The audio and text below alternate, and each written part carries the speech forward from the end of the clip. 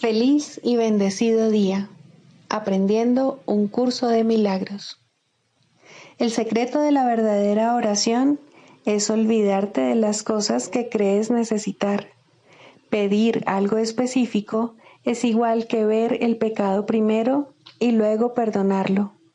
Del mismo modo, al orar pasas por alto tus necesidades específicas, tal como las ves, y las dejas en manos de Dios.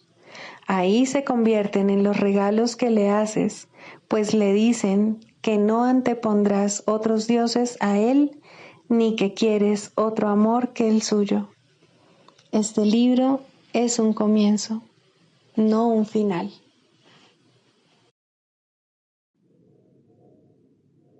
Del prefacio, que postula, párrafo 8. Las relaciones especiales que se establecen en el mundo son destructivas, egoístas e infantilmente egocéntricas. Mas, si se le entregan al Espíritu Santo, pueden convertirse en lo más sagrado de la tierra, en los milagros que señalan el camino de retorno al cielo. El mundo utiliza las relaciones especiales como el último recurso en favor de la exclusión y como una prueba de la realidad de la separación. El Espíritu Santo las transforma en perfectas lecciones de perdón y las utiliza como un medio para despertarnos del sueño. Cada una representa una oportunidad de sanar nuestras percepciones y de corregir nuestros errores. Cada una es una nueva oportunidad de perdonarnos a nosotros mismos, perdonando a otros. Y cada una viene a ser una invitación más al Espíritu Santo y al recuerdo de Dios. Introducción. Este es un curso de milagros, es un curso obligatorio. Solo el momento en que decides tomarlo es voluntario. Tener libre albedrío no quiere decir que tú mismo puedas establecer el plan de estudios. Significa únicamente que puedes elegir lo que quieres aprender en cualquier momento dado. Este curso no pretende enseñar el significado del amor, pues eso está más allá de lo que se puede enseñar. Pretende, no obstante, despejar los obstáculos que impiden experimentar la presencia del amor, el cual es tu herencia natural. Lo opuesto al amor es el miedo, pero aquello que todo lo abarca no puede tener opuestos. Este curso puede, por lo tanto, resumirse muy simplemente de la siguiente manera. Nada real puede ser amenazado. Nada irreal existe. En esto radica la paz de Dios. Capítulo 1. El significado de los milagros. Primero, principios de los milagros. Principio 14. Los milagros dan fe de la verdad. Son convincentes porque proceden de la convicción. Sin convicción, degeneran en magia que es insensata y, por lo tanto, destructiva, o más bien el uso no creativo de la mente. Capítulo 2. La separación y la expiación. 6. Miedo y conflicto. Tener miedo parece ser algo involuntario y no estar bajo tu control. Mas he dicho ya que solo los actos constructivos deben ser involuntarios. Mi control puede hacerse cargo de todo lo que no es importante, mientras que, si así lo decides, mi asesoramiento puede dirigir todo lo que sí lo es. Yo no puedo controlar el miedo, pero éste puede ser autocontrolado. Tu miedo me impide darte mi control. La presencia del miedo indica que has elevado pensamientos corporales al nivel de la mente. Eso los pone fuera de mi control y te hace sentir personalmente responsable de ellos, lo cual es una obvia confusión de niveles. Yo no fomento la confusión de niveles. Tú debes, no obstante, elegir corregirla. Tú no justificarías un comportamiento demente por tu parte diciendo que no pudiste evitarlo.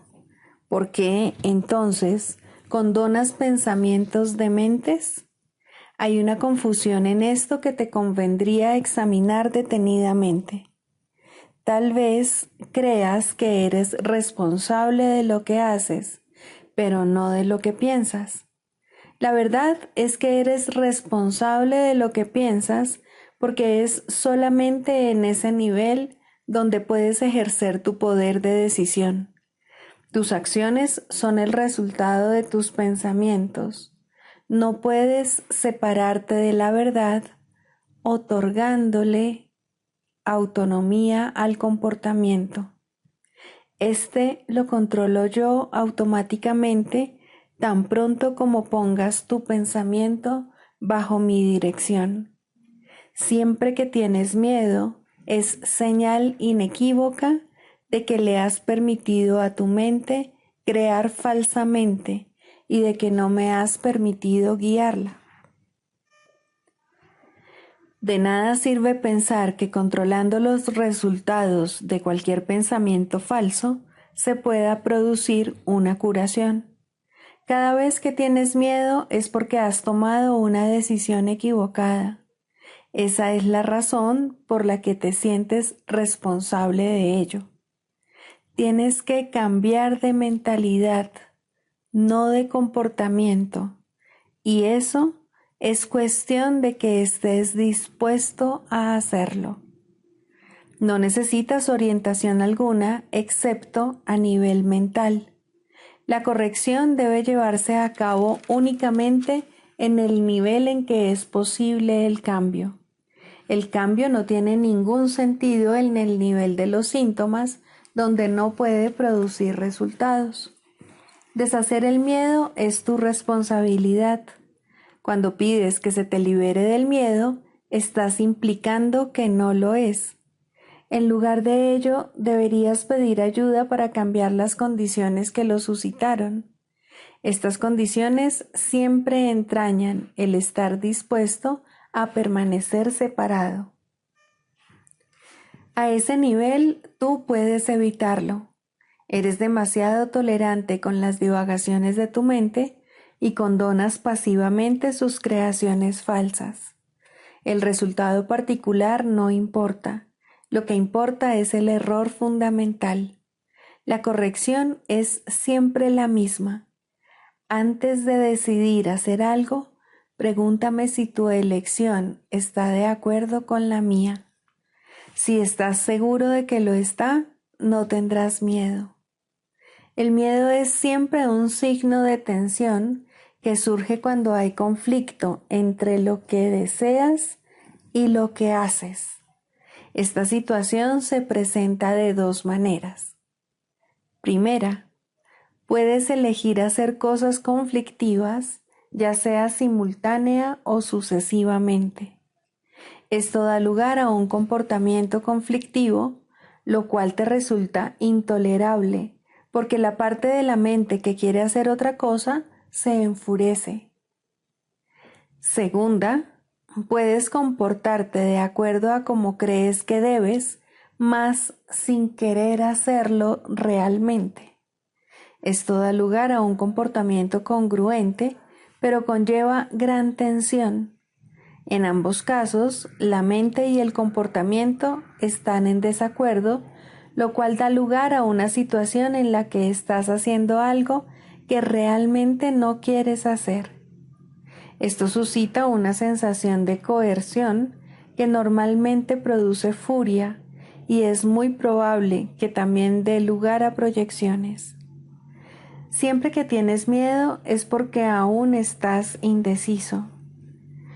Tu mente se encuentra, por lo tanto, dividida y tu comportamiento inevitablemente se vuelve errático. La corrección a nivel de comportamiento puede cambiar el error del primer tipo al segundo, mas no elimina el miedo. Es posible alcanzar un estado en el que dejas que yo guíe tu mente sin ningún esfuerzo consciente por tu parte, mas ello requiere un grado de buena voluntad que tú aún no posees. El Espíritu Santo no puede pedirte que hagas más de lo que estás dispuesto a hacer. La fuerza para hacer lo que Él te pide procede de una firme resolución por tu parte. Hacer la voluntad de Dios no produce ninguna tensión una vez que reconoces que su voluntad es también la tuya. La lección en este caso es muy sencilla, aunque muy fácil de pasar por alto. Voy, por lo tanto, a repetirla y te exhorto a que escuches atentamente. Solo tu mente puede producir miedo. Hace eso cada vez que está en conflicto con respecto a lo que quiere, lo cual inevitablemente produce tensión, ya que existen discrepancias entre lo que quiere y lo que hace al respecto. Eso solo puede corregirse aceptando un objetivo unificado. El primer paso correctivo para deshacer el error es darse cuenta, antes que nada, de que todo conflicto es siempre una expresión de miedo. Dite a ti mismo que de alguna manera tienes que haber decidido no amar, ya que de otro modo el miedo no habría podido hacer presa en ti. A partir de ahí, todo el proceso correctivo se reduce a una serie de pasos pragmáticos dentro del proceso más amplio de aceptar que la expiación es el remedio. Estos pasos pueden resumirse de la siguiente forma. Reconoce en primer lugar que lo que estás experimentando es miedo. El miedo procede de una falta de amor. El único remedio para la falta de amor es el amor perfecto.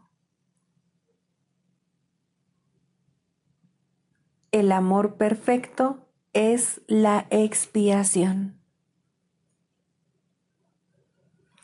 He subrayado que el milagro, la expresión de la expiación, es siempre un gesto de respeto del que es digno para con otro que también es digno.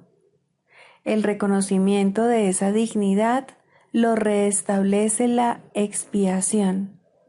Resulta obvio, por lo tanto, que cuando tienes miedo, te has colocado a ti mismo en una posición en la que necesitas la expiación. Has actuado sin amor, al haber elegido sin amor. Esta es precisamente la situación para la que se instituyó la expiación. La necesidad del remedio inspiró su establecimiento. Mientras te limites a reconocer únicamente la necesidad del remedio, seguirás teniendo miedo.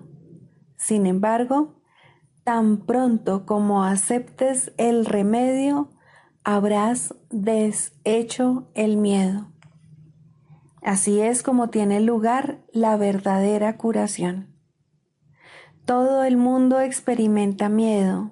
Sin embargo, no se requeriría más que una pequeña dosis de recto pensar para que uno pudiese darse cuenta de por qué se produce. Son muy pocos los que aprecian el verdadero poder de la mente y nadie permanece totalmente consciente de él todo el tiempo. No obstante, si esperas librarte del miedo, hay algunas cosas que debes comprender y comprender plenamente.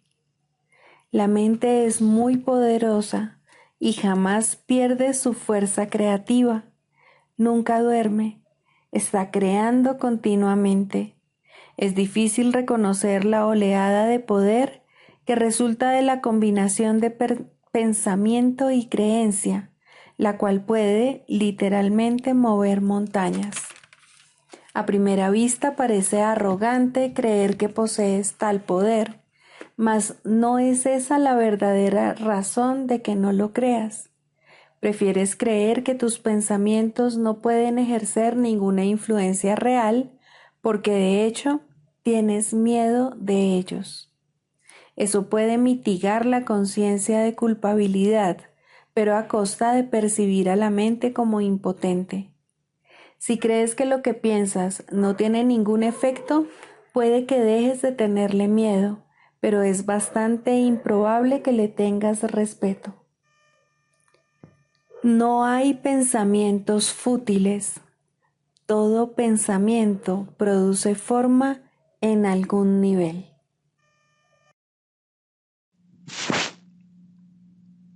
Libro de ejercicios, lección 31.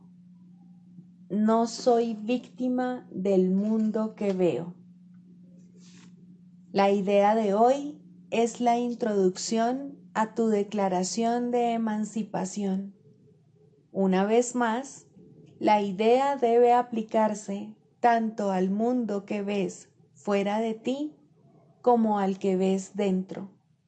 Al aplicar la idea de hoy, lo haremos de una manera que se utilizará cada vez más, con ciertas modificaciones que ya se irán indicando. En general, esta manera de practicar comprende dos aspectos. Uno en el que aplicas la idea de manera más prolongada y otro en el que haces frecuentes aplicaciones de la idea en el transcurso del día. La idea de hoy requiere 2 sesiones de práctica más largas que de costumbre, una por la mañana y otra por la noche. Se recomiendan de 3 a 5 minutos para cada una de ellas. Durante ese intervalo, mira lentamente a tu alrededor mientras repites la idea 2 o 3 veces. Luego cierra los ojos y aplica la idea a tu mundo interno. Te liberarás de ambos al mismo tiempo, pues el interno es la causa del externo. Mientras exploras tu mundo interno, permite simplemente que cualquier pensamiento que cruce tu mente llegue hasta tu conciencia. Obsérvalo por un instante y luego reemplázalo con el siguiente. Trata de no establecer ninguna jerarquía entre ellos. Observa su ir y venir tan desapasionadamente como puedas.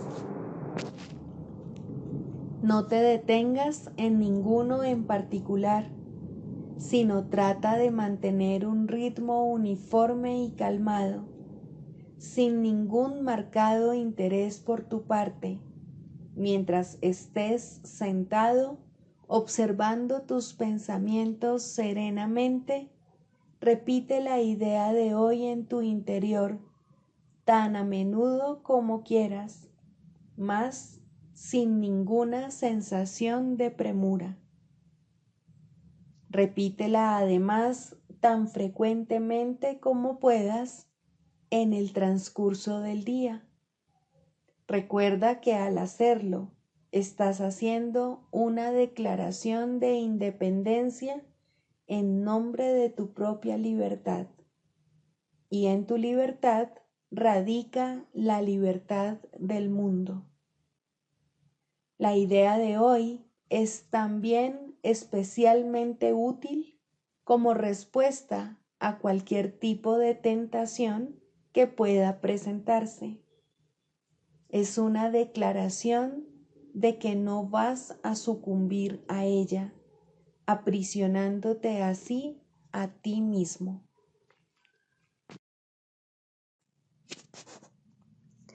Del Manual para el Maestro, Pregunta 4. ¿Cuáles son las características de los maestros de Dios? 1. Confianza. He aquí la base sobre la que descansa su capacidad para llevar a cabo su función. La percepción es el resultado de lo que se ha aprendido. De hecho, la percepción es lo que se ha aprendido, ya que causa y efecto nunca se encuentran separados. Los maestros de Dios tienen confianza en el mundo, porque han aprendido que no está regido por las leyes que el mundo inventó. Está regido por un poder que se encuentra en ellos, pero que no es de ellos. Este poder es el que mantiene todas las cosas a salvo. Mediante este poder, los maestros de Dios contemplan un mundo perdonado. Una vez que hemos experimentado ese poder, es imposible volver a confiar en nuestra insignificante fuerza propia. ¿Quién trataría de volar con las minúsculas alas de un gorrión cuando se le ha dado el formidable poder de un águila? ¿Y quién pondría su fe en las miserables ofrendas del ego cuando los dones de Dios se encuentran desplegados ante él? ¿Qué induce a los maestros de Dios a efectuar este cambio? A. Desarrollo de la confianza. En primer lugar, tienen que pasar por lo que podría calificarse como un periodo de deshacimiento. Ello no tiene por qué ser doloroso, aunque normalmente lo es. Durante este periodo parece como si nos estuviesen quitando las cosas, y raramente se comprende, en un principio, que estamos simplemente reconociendo su falta de valor. ¿De qué otro modo se iba a poder percibir lo que no tiene valor, a no ser que el perceptor estuviese en una posición desde la que no puede sino ver las cosas de otra manera? Aún no ha llegado al punto en el que puede efectuar el cambio interno totalmente. Por ello, el plan a veces requiere que se efectúen cambios en lo que parecen ser las circunstancias externas. Estos cambios son siempre beneficiosos. Una vez que el maestro de Dios ha aprendido esto, pasa a la segunda fase. Ahora el maestro de Dios tiene que pasar por un periodo de selección. Este periodo es siempre bastante difícil, pues al haber aprendido que los cambios que se producen en su vida son siempre beneficiosos, tiene entonces que tomar todas sus decisiones sobre la base de si contribuyen a que el beneficio sea mayor o menor. Descubrirá que muchas cosas, si no la mayoría de las que antes valoraba, tan solo obstruyen su capacidad para transferir lo que ha aprendido a las nuevas situaciones que se le presentan. Puesto que ha valorado lo que en verdad no vale nada, no generalizará la lección por temor a lo que cree que puede perder o deba sacrificar. Se necesita haber aprendido mucho para poder llegar a entender que todas las cosas, acontecimientos, encuentros y circunstancias son provechosos. Solo en la medida en que son provechosos, deberá concedérseles algún grado de realidad en este mundo de ilusiones. La palabra valor no puede aplicarse a nada más. La tercera fase por la que el maestro de Dios tiene que pasar podría llamarse periodo de renuncia. Si se interpreta esto como una renuncia a lo que es deseable, se generará un enorme conflicto. Son pocos los maestros de Dios que se escapan completamente de esta zozobra. No tiene ningún sentido, no obstante, separar lo que tiene valor de lo que no lo tiene, a menos que se dé el paso que sigue naturalmente. Por lo tanto, el periodo de transición tiene que ser un periodo en el que el maestro de Dios se siente obligado a sacrificar sus propios intereses en aras de la verdad. Todavía no se ha dado cuenta de cuán absolutamente imposible sería una exigencia así. Esto solo lo puede aprender a medida que renuncia realmente a lo que no tiene valor. Mediante esa renuncia, aprende que donde esperaba aflicción, encuentra en su lugar una feliz despreocupación. Donde pensaba que se le pedía algo, se encuentra agraciado con un regalo. Ahora llega un periodo de asentamiento. Es este un periodo de reposo en el que el Maestro de Dios descansa razonablemente en paz por un tiempo. Ahora consolida su aprendizaje. Ahora comienza a ver el valor de transferir lo que ha aprendido de unas situaciones a otras. El potencial de lo que ha aprendido es literalmente asombroso, y el Maestro de Dios ha llegado a un punto en su progreso desde el que puede ver que en dicho aprendizaje radica su escape. Renuncia a lo que no quieres y quédate con lo que sí quieres. Qué simple es lo obvio y qué fácil. El Maestro de Dios necesita este periodo de respiro. Todavía no ha llegado tan lejos como cree, mas cuando está listo para seguir adelante, marcharán a su lado compañeros poderosos. Ahora descansa por un rato y los convoca antes de proseguir. A partir de ahí, ya no seguirá adelante solo. La siguiente fase es ciertamente un periodo de inestabilidad. El Maestro de Dios debe entender ahora que en realidad no sabía distinguir entre lo que tiene valor y lo que no lo tiene. Lo único que ha aprendido hasta ahora es que no desea lo que no tiene valor y que sí desea lo que tiene. Su propio proceso de selección, no obstante, no le sirvió para enseñarle la diferencia. La idea de sacrificio, tan fundamental en su sistema de pensamiento, imposibilitó el que pudiese discernir. Pensó que había aprendido a estar dispuesto, pero ahora se da cuenta de que no sabe para qué sirve estar dispuesto. Ahora tiene que alcanzar un estado que puede permanecer fuera de su alcance por mucho, mucho tiempo. Tiene que aprender a dejar de lado todo juicio y a preguntarse, en toda circunstancia, qué es lo que realmente quiere. De no ser porque cada uno de los pasos en esta dirección está tan fuertemente reforzado, cuán difícil sería darlos. Finalmente, llega un periodo de logros. Ahora es cuando se consolida su aprendizaje. Lo que antes se consideraba simples sombras se han convertido ahora en ganancias substanciales con las que puede contar en cualquier emergencia, así como también en los periodos de calma. En efecto, el resultado de esas ganancias no es otro que la tranquilidad, el fruto de un aprendizaje honesto, de un pensamiento congruente y de una transferencia plena. Esta es la fase de la verdadera paz, pues aquí se refleja plenamente el estado celestial. A partir de ahí, el camino al cielo está libre y despejado y no presenta ninguna dificultad. En realidad, ya está aquí. ¿Quién iba a querer ir a ninguna otra parte si ya goza de absoluta paz? ¿Y quién querría cambiar su tranquilidad por algo más deseable?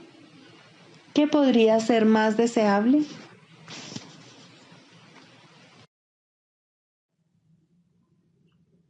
Manual para el Maestro, pregunta 16.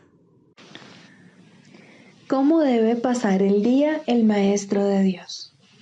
Para un Maestro de Dios avanzado, esta pregunta es irrelevante. No tiene un programa fijo, pues las lecciones cambian de día en día. Pero el Maestro de Dios está seguro de una sola cosa: las lecciones no cambian al azar. Al darse cuenta de esto y entender que es verdad, el Maestro descansa contento. Se le dirá cuál ha de ser su papel hoy, mañana y siempre. Y aquellos que compartan ese papel con él, le encontrarán para que juntos puedan aprender las lecciones de ese día. Nadie de quien él tenga necesidad estará ausente. No se le enviará a nadie que no tenga un objetivo de aprendizaje ya establecido. y que pueda aprender ese mismo día. Para el maestro de Dios avanzado, esta pregunta es, por consiguiente, superflua. Ya la planteó y ya se le contestó, y él se mantiene en continuo contacto con la respuesta. Ya lo tiene todo y ve desplegarse ante él, seguro y libre de obstáculos, el camino que tiene que recorrer. Pero, ¿qué ocurre con aquellos que todavía no han alcanzado la certidumbre que él posee? Esos aún no están listos para una falta de estructura así. ¿Qué es lo que tienen que hacer para aprender a entregarle el día a Dios? Hay algunas reglas generales a seguir, aunque cada cual debe usarlas a su manera como mejor pueda. Las rutinas como tales son peligrosas porque se pueden convertir fácilmente en dioses por derecho propio y amenazar los mismos objetivos para los que fueron establecidas. Se puede decir, por lo tanto, que en términos generales es mejor comenzar el día bien. Siempre es posible, no obstante, comenzar de nuevo si no se comenzó debidamente. Con todo, es obviamente ventajoso comenzarlo bien y de esa manera ahorrar tiempo. En un principio es aconsejable pensar en función del tiempo, aunque este no es de ningún modo el criterio esencial, probablemente es el más fácil de observar al principio. Inicialmente se hace hincapié en ahorrar tiempo, que si bien sigue siendo importante a lo largo de todo el proceso de aprendizaje, se recalcará cada vez menos. De entrada, podemos decir con seguridad que el tiempo que se dedica a comenzar bien el día ciertamente ahorra tiempo. ¿Cuánto tiempo debe emplearse en ello? Eso depende del mismo Maestro de Dios, quien no puede adjudicarse a sí mismo ese título hasta que haya completado el libro de ejercicios, ya que estamos aprendiendo dentro del marco de este curso. Después de haber finalizado las sesiones de práctica más estructuradas contenidas en el libro de ejercicios, la necesidad individual será el factor determinante. Este curso es siempre práctico. Puede ser que el Maestro de Dios no se encuentre en una situación que sea conducente a pasar unos minutos en un estado de quietud, nada más al despertarse. Si ese es el caso, que recuerde tan solo que su elección es pasar un ratito con Dios lo antes posible y que lo haga. La cantidad de tiempo que dedique a ello no es lo más importante. Uno puede fácilmente pasarse 1 hora sentado, inmóvil, con los ojos cerrados y no lograr nada. O bien puede, con igual facilidad, dedicarle a Dios solo un instante y en ese instante unirse a Él completamente. Quizá la única generalización que puede hacerse al respecto es la siguiente. Dedica un rato, lo antes posible, después de despertarte, a estar en silencio. Y continúa durante 1 o 2 minutos más después de que haya comenzado a resultarte difícil. Probablemente descubrirás que la dificultad disminuye y desaparece. En caso de no ser así, ese es el momento de parar. Por la noche se debe seguir el mismo procedimiento. Tal vez tu periodo de sosiego deba ser temprano en la noche, si no te es posible hacerlo inmediatamente antes de irte a dormir. No debes hacerlo acostado, es mejor estar sentado, en cualquier postura que prefieras. Habiendo completado el libro de ejercicios, seguramente habrás llegado a algunas conclusiones al respecto.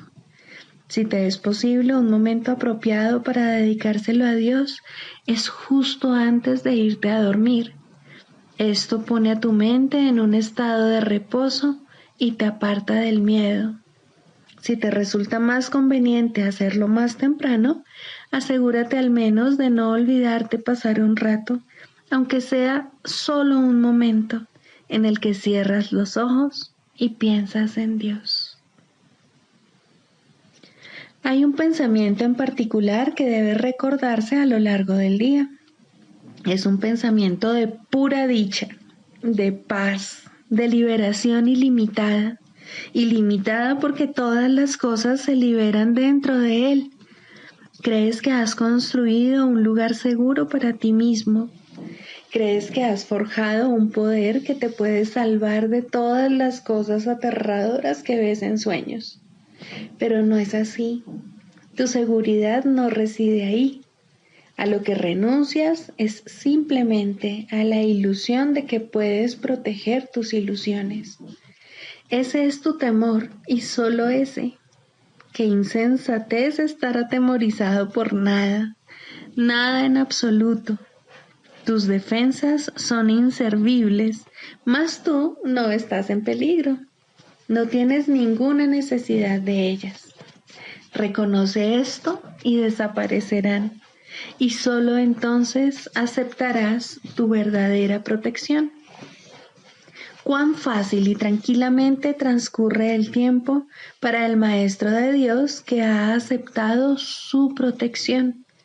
Todo lo que antes hacía en nombre de su propia seguridad ha dejado de interesarle, puesto que está a salvo y sabe que lo está. Tienen un guía que no le ha de fallar. No es necesario que haga distinciones entre los problemas que percibe, porque aquel a quien acude reconoce que no hay grados de dificultad en su resolución. Está tan a salvo en el presente como lo estaba antes de que su mente aceptase las ilusiones, y como lo estará cuando las haya abandonado. Su estado no cambia con la ocasión o con el lugar, porque todas las ocasiones y todos los lugares son uno para Dios. En esto reside su seguridad. No tiene necesidad de nada más.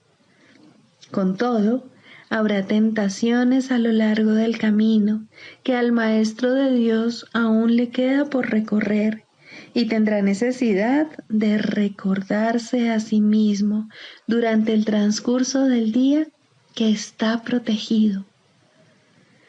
¿Cómo puede hacer eso? Especialmente en los momentos en que su mente está ocupada con cosas externas. Lo único que puede hacer es intentarlo, y su éxito dependerá de la convicción que tenga de que va a triunfar. Deberá tener absoluta certeza de que su éxito no procede de él, pero que se le dará en cualquier momento, lugar o circunstancia que lo pida. Habrá ocasiones en que su certeza flaqueará, y en el momento en que esto ocurra, el Maestro de Dios volverá a tratar, como antes, de depender únicamente de sí mismo. No olvides que eso es magia, y la magia es un pobre sustituto de la verdadera ayuda. No es suficientemente buena para el Maestro de Dios, porque no es suficientemente buena para el Hijo de Dios. Evitar la magia es evitar la tentación, pues toda tentación no es más que el intento de sustituir la voluntad de Dios por otra. Estos intentos pueden parecer ciertamente aterradores, pero son simplemente patéticos. No pueden tener efectos, ya sean buenos o malos, sanadores o destructivos, tranquilizadores o aterradores, gratificantes o que exijan sacrificio. Cuando el Maestro de Dios reconozca que la magia simplemente no es nada, habrá alcanzado el estado más avanzado. Todas las lecciones intermedias no hacen sino conducirle a este estado y facilitar el que este objetivo esté más cerca de reconocerse, pues cualquier tipo de magia, sea cual sea su forma, es simplemente impotente. Su impotencia explica por qué es tan fácil escaparse de ella. Es imposible que lo que no tiene efectos pueda aterrorizar. No hay nada que pueda sustituir a la voluntad de Dios. Dicho llanamente, a este hecho es al que el Maestro de Dios dedica su día. Cualquier otro sustituto que acepte como real tan solo puede engañarle, mas está a salvo de cualquier engaño si así lo decide. Quizá necesite recordar: Dios está conmigo, no puedo ser engañado. Quizá prefiera usar otras palabras, o solo una, o ninguna. En cualquier caso, debe abandonar toda tentación de aceptar la magia como algo verdadero y reconocer que no solo no es aterradora, ni pecaminosa, ni peligrosa, sino que simplemente no significa nada. Al estar arraigada en el sacrificio y la separación, que no son más que dos aspectos de un mismo error, el Maestro de Dios elige simplemente renunciar a todo lo que nunca tuvo, y a cambio de ese sacrificio, entre comillas, se le restaura el cielo en su conciencia. ¿No te gustaría un intercambio así? El mundo lo haría gustosamente si supiera que se puede hacer. Los maestros de Dios son los que deben enseñarle que sí se puede, y por lo tanto, su función es asegurarse de que ellos mismos lo hayan aprendido. No hay otro riesgo durante el día, excepto el de poner tu confianza en la magia, pues solo eso conduce al dolor. No hay más voluntad que la de Dios. Sus maestros saben que esto es así y han aprendido que todo lo demás es magia. Lo que mantiene viva la creencia en la magia es la ilusión simplista de que la magia da resultado. Los maestros de Dios deben aprender a detectar las diversas formas de magia a lo largo de todo su entrenamiento, cada día y cada hora, e incluso cada minuto y cada segundo, y a percibir el hecho de que no significan nada. Cuando se las deja de temer, desaparecen, y así se vuelve a abrir la puerta del cielo, y su luz puede volver a irradiar sobre la mente que se encuentra en paz.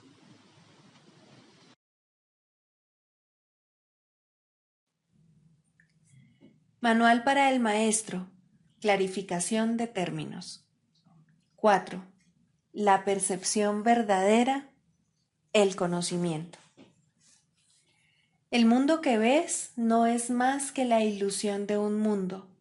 Dios no lo creó, pues lo que Él crea tiene que ser tan eterno como Él. En el mundo que ves, no obstante, no hay nada que haya de perdurar para siempre. Algunas cosas durarán en el tiempo algo más que otras, pero llegará el momento en el que a todo lo visible le llegue su fin. Los ojos del cuerpo no son, por lo tanto, el medio a través del cual se puede ver el mundo real, pues las ilusiones que contemplan solo pueden conducir a más ilusiones de la realidad. Y eso es lo que hacen, pues todo lo que los ojos del cuerpo ven no solo no ha de durar, sino que además se presta a que se tengan pensamientos de pecado y culpabilidad. Todo lo que Dios creó, por otra parte, está por siempre libre de pecado y por ende, por siempre libre de culpabilidad. El conocimiento no es el remedio para la percepción falsa, puesto que al proceder de distintos niveles jamás pueden encontrarse.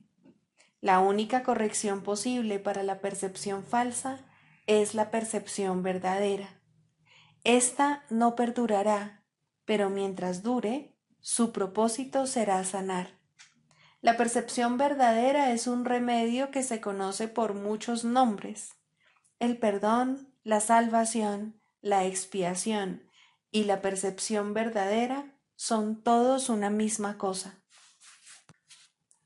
Son el comienzo de un proceso cuyo fin es conducir a la unicidad que los trasciende a todos. La percepción verdadera es el medio por el que se salva al mundo de las garras del pecado, pues el pecado no existe. Y esto es lo que la percepción verdadera ve. El mundo se yergue como un sólido muro ante la faz de Cristo, pero la percepción verdadera lo ve solo como un frágil velo, tan fácil de descorrer que no podría durar más de un instante. Por fin se ve el mundo tal como es, y ahora no puede sino desaparecer, pues en su lugar ha quedado un espacio vacío que ha sido despejado y preparado. Donde antes se percibía destrucción, aparece ahora la faz de Cristo, y en ese instante el mundo queda olvidado, y el tiempo acaba para siempre al disolverse el mundo en la nada de donde provino. Un mundo perdonado no puede durar mucho. Era la morada de los cuerpos, pero el perdón mira más allá de ellos. En eso radica su santidad. Así es como sana. El mundo de los cuerpos es el mundo del pecado, pues sólo si el cuerpo existiese sería posible el pecado. El pecado acarrea culpabilidad tan irremediablemente como el perdón acaba con ella. Y una vez que ha desaparecido todo rastro de culpabilidad, ¿qué queda que pueda seguir manteniendo al mundo separado y fijo en su lugar? Pues la idea de lugar habrá desaparecido también junto con el tiempo. El cuerpo es lo único que hace que el mundo parezca real, pues, al ser algo separado, no puede permanecer donde la separación es imposible. El perdón prueba que es imposible porque no lo ve, y lo que entonces pasas por alto deja de ser comprensible para ti, tal como una vez estabas seguro de su presencia. Este es el cambio que brinda la percepción verdadera. Lo que antes se había proyectado afuera, ahora se ve adentro, y ahí el perdón deja que desaparezca. Ahí se establece el altar al Hijo, y ahí se recuerda a su Padre. Ahí se llevan todas las ilusiones ante la verdad y se depositan ante el altar. Lo que se ve como que está afuera no puede sino estar más allá del alcance del perdón, pues parece ser por siempre pecaminoso. ¿Qué esperanza puede haber mientras se siga viendo el pecado como algo externo? ¿Qué remedio puede haber para la culpabilidad? Mas, al ver a la culpabilidad y al perdón dentro de tu mente, estos se encuentran juntos por un instante, uno al lado del otro, ante un solo altar. Ahí, por fin, la enfermedad y su único remedio se unen en un destello de luz curativa. Dios ha venido a proclamar lo que es suyo. El perdón se ha consumado. Y ahora el conocimiento de Dios, inmutable, absoluto, puro y completamente comprensible, entra en su reino. Ya no hay percepción, ni falsa ni verdadera.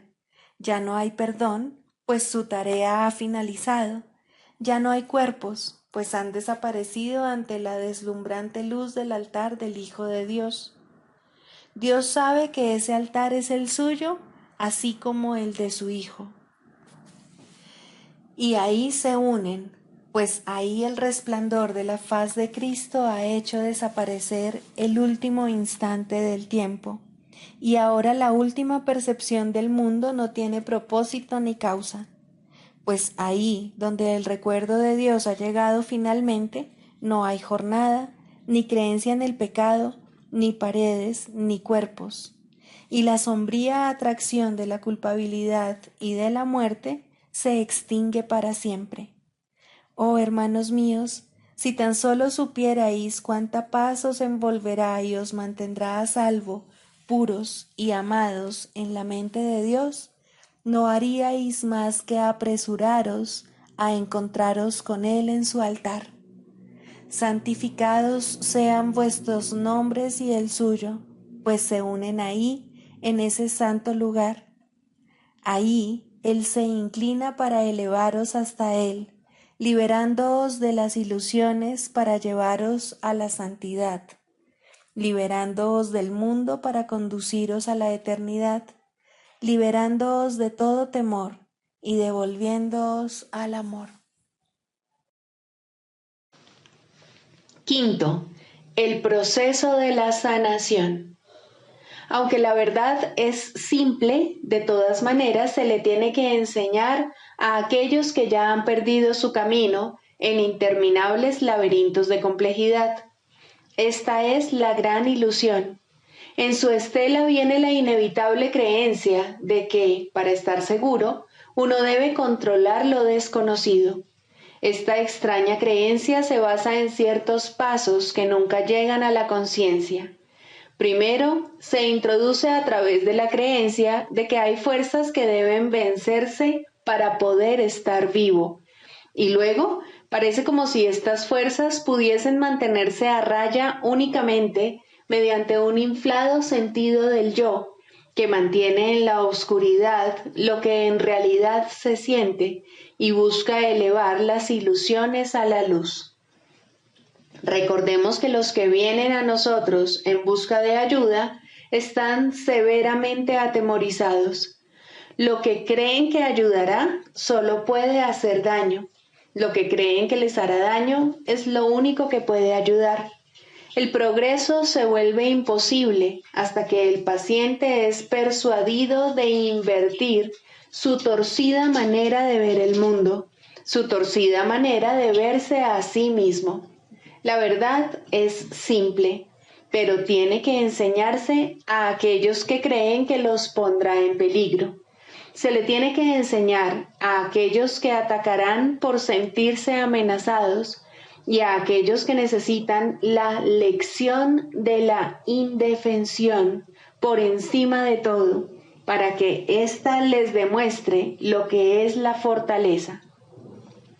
Si este mundo fuera ideal, tal vez podría existir una terapia ideal, y aún así sería inútil en un estado ideal. Hablamos de enseñanza ideal en un mundo en el cual el maestro perfecto no podría permanecer por mucho tiempo. El perfecto psicoterapeuta es solo un destello de un pensamiento aún no concebido, pero de todas maneras hablamos de lo que puede hacerse todavía para ayudar a los locos dentro de los límites de lo realizable. Mientras estén enfermos, pueden y deben ser ayudados. Nada más que eso se le pide a la psicoterapia. Nada menos que todo lo que tiene para dar es digno del terapeuta, pues Dios mismo le ofrece a su hermano como su salvador del mundo. La sanación es santa. Nada en el mundo es más santo que ayudar a alguien que pide ayuda. Y en este intento, aunque sea limitado, aunque carezca de sinceridad, los dos se acercan mucho a Dios. Donde dos se han unido para la sanación, allí está Dios. Y Él ha garantizado que en verdad los escuchará y les responderá. Pueden estar seguros de que la sanación es un proceso que Él dirige, pues está de acuerdo con su voluntad. Tenemos su palabra para guiarnos mientras tratamos de ayudar a nuestros hermanos. No olvidemos que por nosotros solos somos impotentes y apoyémonos en una fuerza que está más allá de nuestro limitado alcance con respecto a qué enseñar y a cómo debemos aprenderlo. Un hermano que busca ayuda puede traernos regalos más allá de las alturas percibidas en sueño alguno.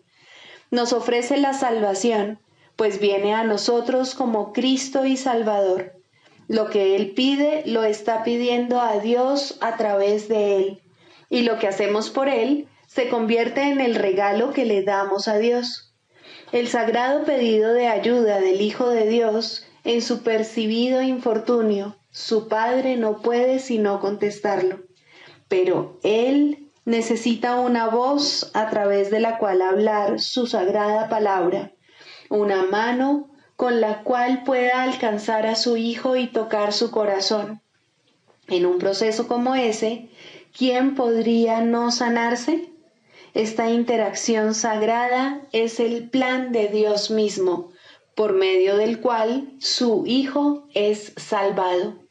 Pues dos se han unido, y ahora las promesas de Dios son cumplidas por Él.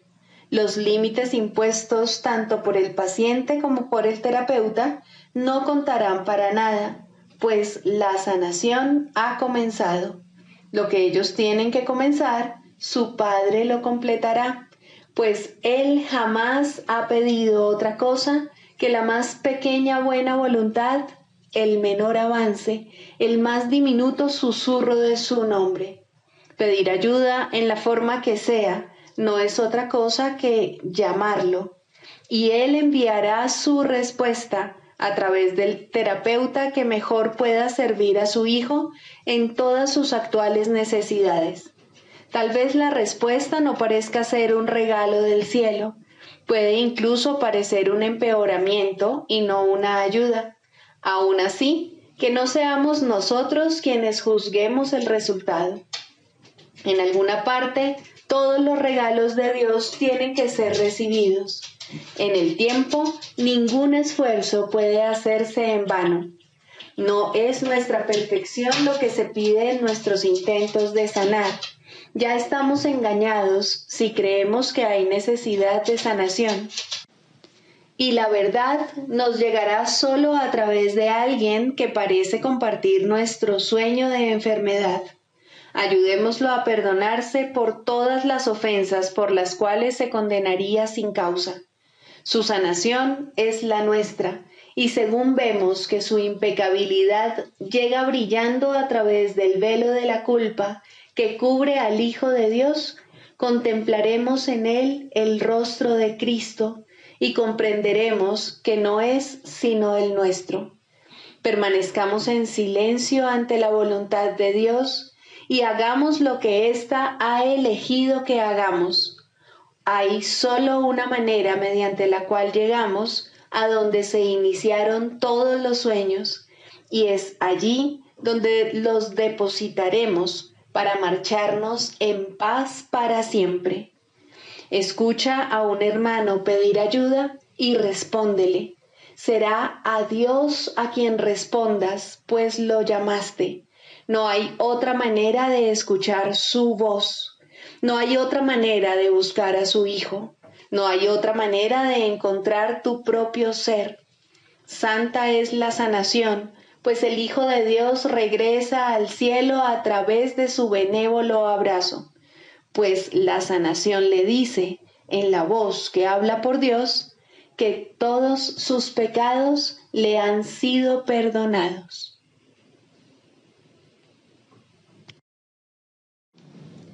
El canto de la oración, tercero, el perdón para salvar. El perdón para salvar tiene una forma y solo una. No pide prueba alguna de inocencia ni pago de ninguna clase. No discute ni evalúa los errores que desea pasar por alto. No ofrece regalos falsamente ni promete libertad mientras ordena la muerte. ¿Acaso iba Dios a engañarte? Él solo te pide que tengas confianza y la buena voluntad de aprender cómo llegar a ser libre. Él ofrece su maestro a quien quiera que pida y busque comprender la voluntad de Dios. Su buena disposición para dar está más allá de tu comprensión y de tu simple alcance. No obstante, Él ha dispuesto que aprendas el camino que te lleva a Él, y lo que Él dispone goza de certeza. Criatura de Dios, los regalos de Dios son tuyos, no por razón de tus planes, sino por su santa voluntad. Su voz te enseñará lo que es el perdón y cómo concederlo tal como Él dispone se debe hacer. Por lo tanto, No busques comprender lo que todavía está más allá de tu alcance, sino más bien deja que ello sea la forma de conducirte allí donde los ojos de Cristo se convierten en la manera de ver que eliges. Abandona todo lo demás, pues no hay nada más. Cuando alguien te pida ayuda, de la clase que sea, Él es quien contestará por ti. Solo tienes que hacerte a un lado y no interferir. El perdón para salvar es su tarea y es Él quien responderá por ti. No determines la forma que debe adoptar el perdón de Cristo. Él sabe la manera de convertir cada llamada en una ayuda para ti, conforme te apresuras a llegar, por fin, a casa de tu Padre.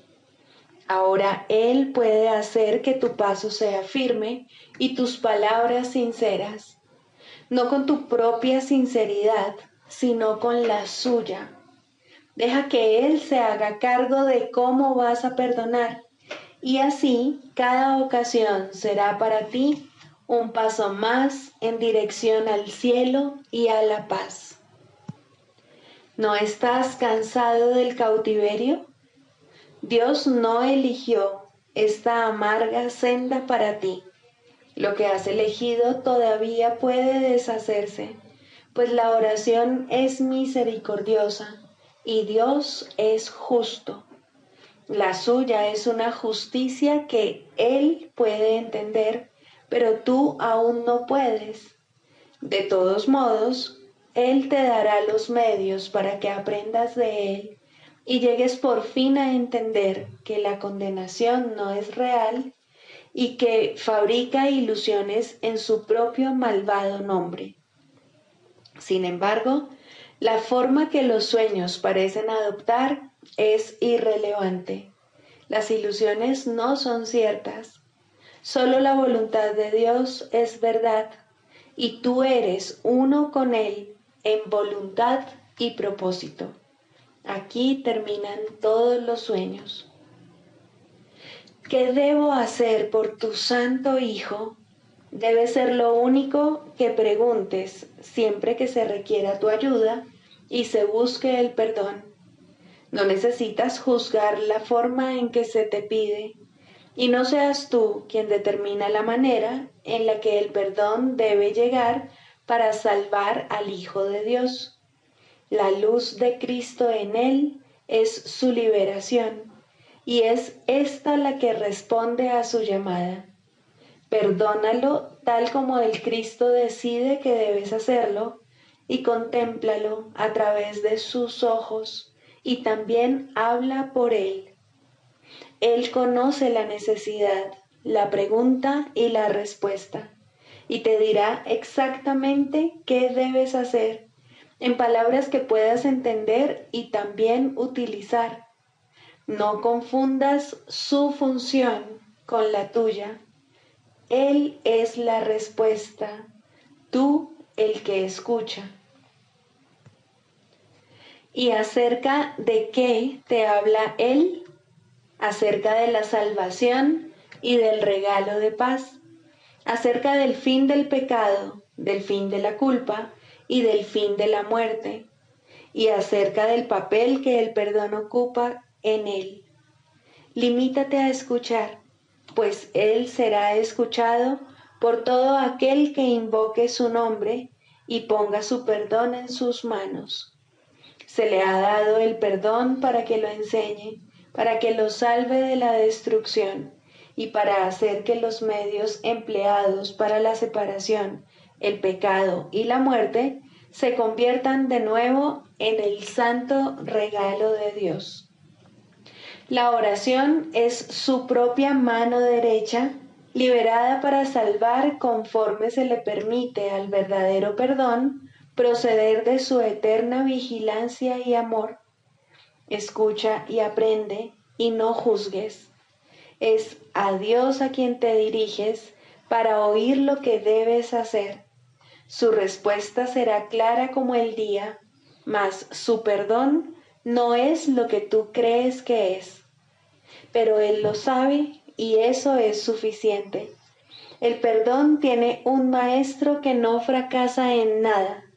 Considera esto por un momento y no intentes juzgar el perdón ni limitarlo a un marco mundano. Deja que se eleve hasta Cristo, quien lo acepta como un regalo para Él. Él no te dejará sin consuelo, ni dejará de enviarte sus ángeles desde lo alto para que te respondan en su propio nombre. Él está junto a la puerta, para la que el perdón es la única llave. Dásela a Él para que la use en tu lugar, y verás la puerta abrirse silenciosamente, revelándote la radiante faz de Cristo. Contempla a tu hermano ahí, tras la puerta, el Hijo de Dios, tal como Él lo creó. Sigamos a Jesús haciendo del perdón algo tan natural como respirar y algo tan vital como el aire. Amén.